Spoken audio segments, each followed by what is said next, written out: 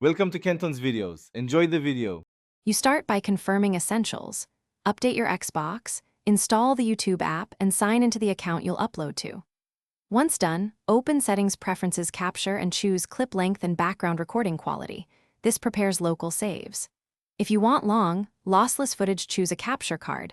Plug it into HDMI out and USB on your PC, because the Xbox DVR is great for quick highlights but limited in length and bitrate. Now record. Press the guide, go to Capture, and start recording, or hit Xbox button plus X for instant clips. This is fast for highlights. Make sure your mic mix is set to the right source so commentary is captured. Choose Game, Game Plus Party, or an external headset mic. If you're using a capture card, record on your PC at 1080p and around 10 to 12 Mbps for balanced quality and file size. This ensures smooth uploads and less Finish by moving files to your editing environment. OneDrive Sync, plug a USB drive into the Xbox, or export directly from your capture software to the PC. Edit to trim, add titles and background audio, and export as MP4 at 16:9 aspect ratio for YouTube. This keeps playback consistent.